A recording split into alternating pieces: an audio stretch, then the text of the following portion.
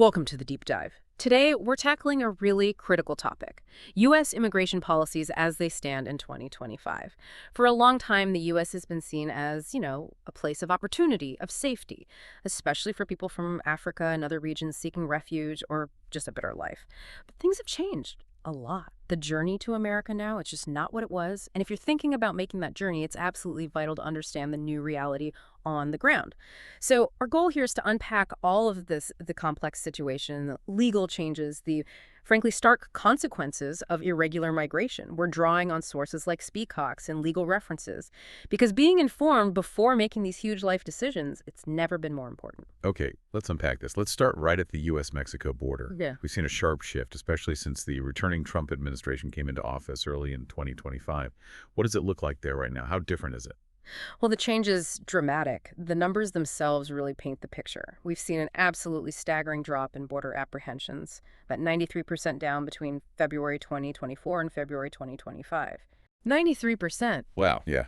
To put figures on it, February 2025 saw only around 11,709 migrants taken into custody. Just 1 year before that, February 2024, it was 176,195.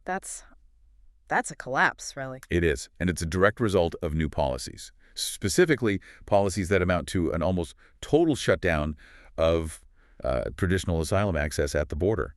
The key thing to grasp is how quickly the established ways of seeking protection have been dismantled. The border is heavily, heavily militarized now. Okay, so a massive shift in numbers driven by policy. Let's get practical. What does this actually mean for someone maybe listening right now who hopes to legally seek protection in the U.S.?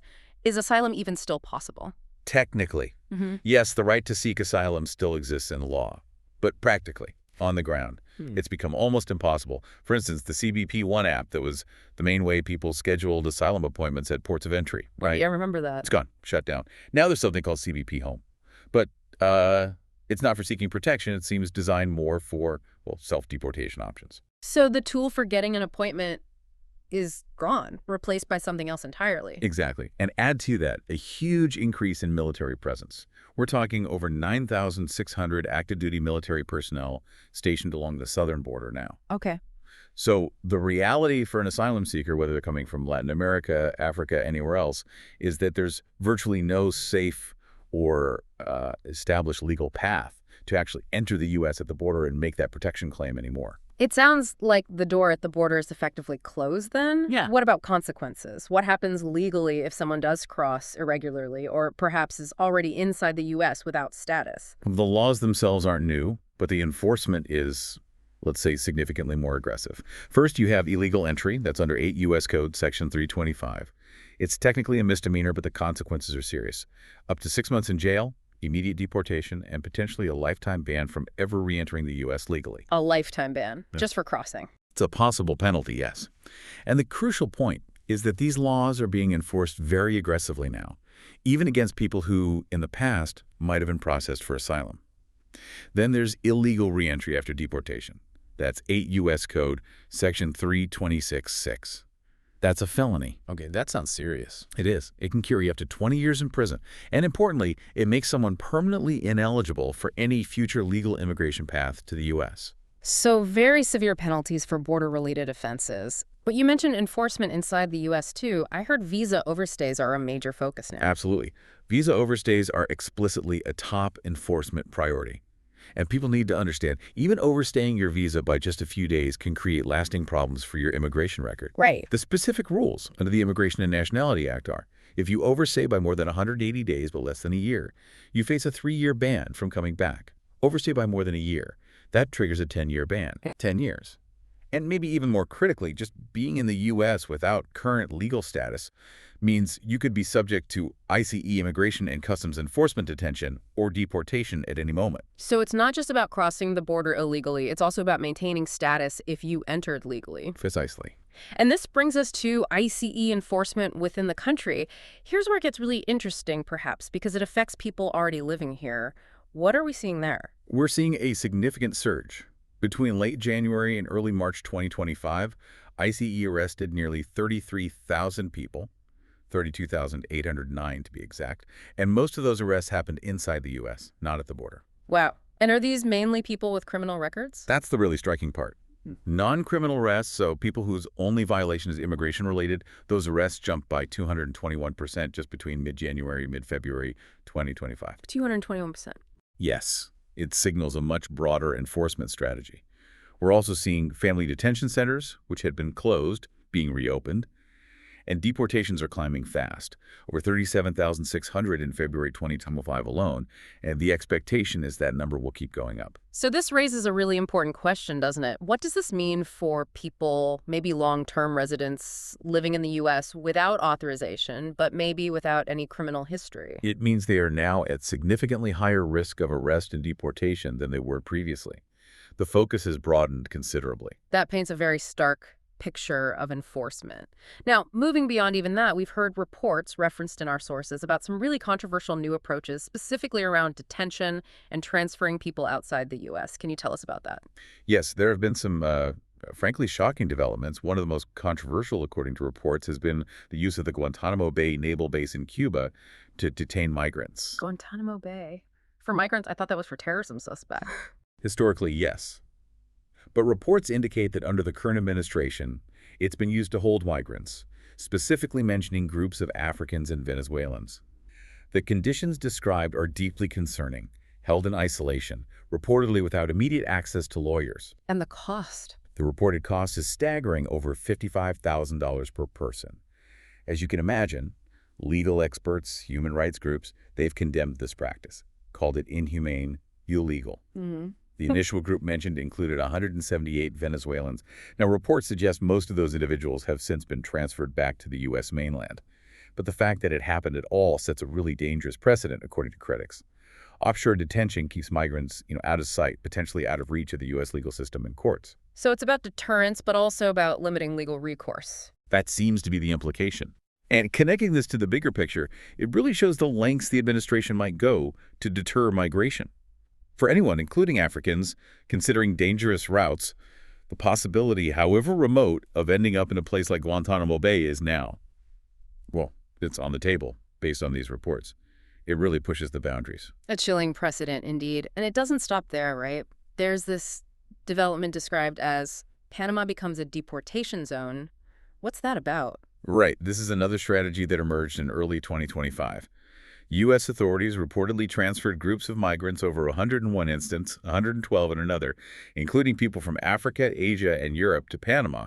They were put on temporary Panamanian visas. Transferred to Panama, not deported to their home countries. Exactly, and these weren't people from Panama. Many were described as essentially stranded there, stateless, unable to return home easily. And crucially, the reports state no legal hearings were held in the U.S. before transfer, no asylum claims processed. Moved.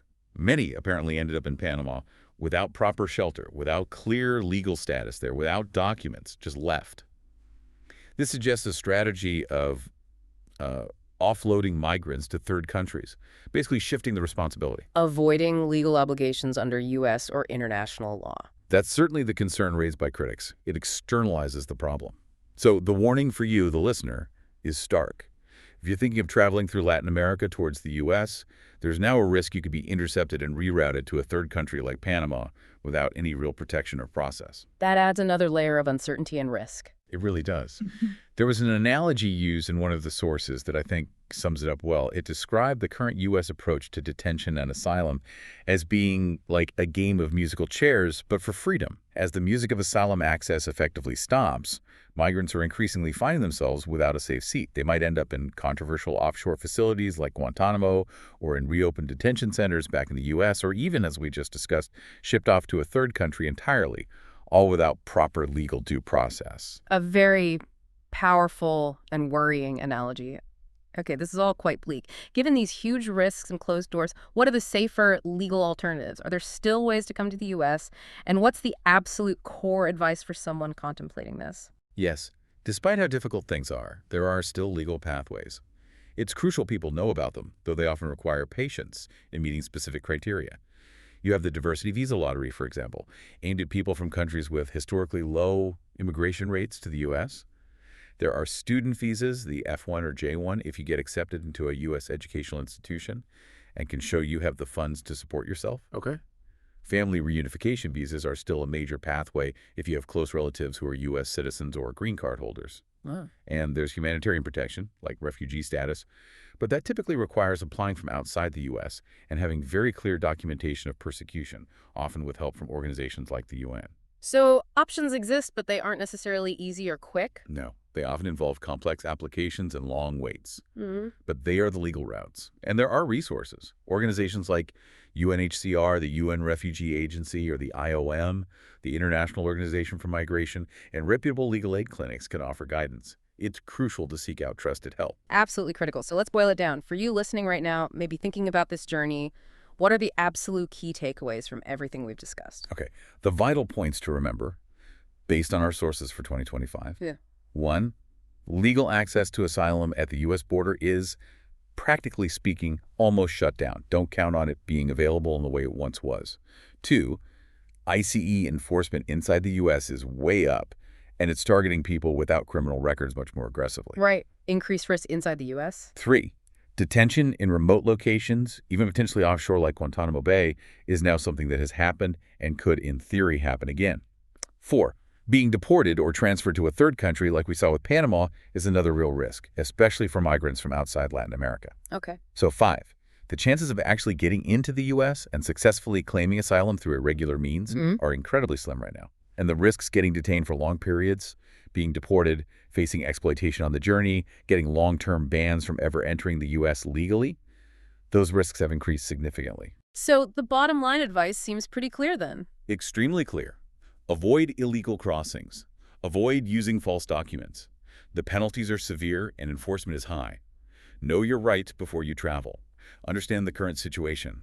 Plan any potential route with extreme care, seeking legal support and using only the most up-to-date, reliable information. Don't rely on rumors or outdated advice. And what about for people already in the U.S. who might be undocumented and worried? For anyone already in the U.S. without status and fearing deportation, the advice is unequivocal. Seek legal help immediately. Don't wait. Connect with established immigrant rights organizations. Find reputable legal aid networks. Contact your country's consulate.